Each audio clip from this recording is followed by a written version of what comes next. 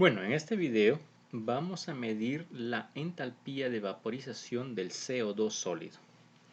El CO2 sólido lo podemos encontrar, por ejemplo, en los cometas, junto con agua, amoníaco y otras moléculas que están depositadas sobre silicatos.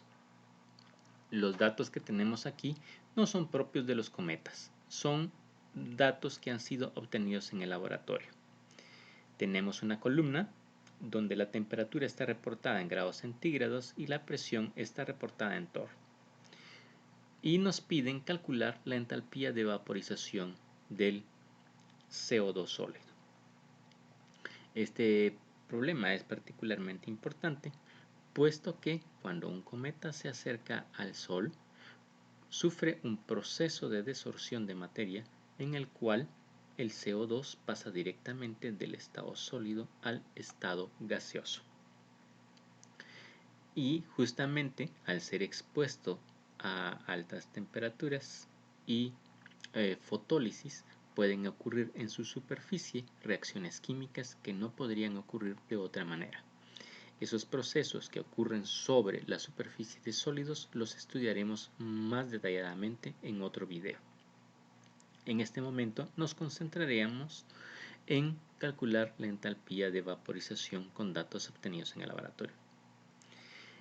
Para calcular la entalpía de vaporización recordaremos la ecuación de Clapeyron, que nos decía que el logaritmo de la presión era directamente proporcional al inverso de la temperatura, y en una representación del logaritmo natural de la presión contra el inverso de la temperatura, la pendiente de esa línea recta sería igual a la entalpía que representa a la transición dividida por la constante de los gases ideales.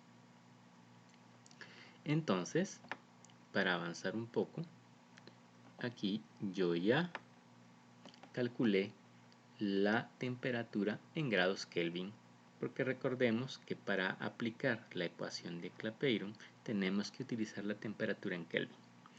También pasé la presión de torr a pascales, aunque realmente esto no era necesario. Recordemos que la ecuación original de Clapeyron dice que el logaritmo de la presión 2 dividido la presión 1 es proporcional al inverso de la temperatura. Entonces realmente esta magnitud logaritmo de la presión no tiene dimensionales, puesto que tenemos la presión 2 dividido por la presión 1 y las dimensionales se anulan. Entonces, en esta gráfica podemos ver que una representación de la presión contra la temperatura es una curva como la que se muestra en la gráfica. Y luego saqué el logaritmo de la presión y el inverso de la temperatura en grados Kelvin. Y al hacer una representación del logaritmo de la presión contra el inverso de la temperatura, obtuve esta ecuación para esta línea recta con un coeficiente de correlación muy bueno. Un coeficiente de correlación de 0.99 a 1 es considerado excelente para este tipo de trabajos. La pendiente de esta línea recta representaría al negativo de la entalpía de vaporización o la entalpía de la transición dividido la constante de los gases ideales. Y representará el logaritmo natural de la presión y x el inverso de la temperatura. Así que veamos.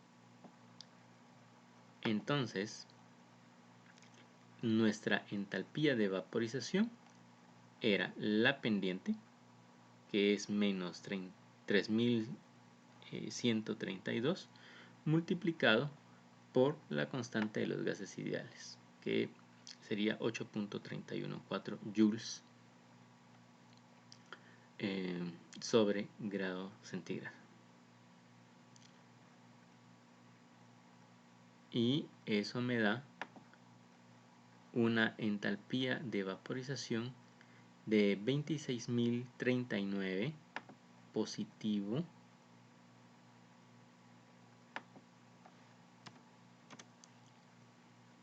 de 26.039.44 joules, que es equivalente a 6.22 kilocalorías.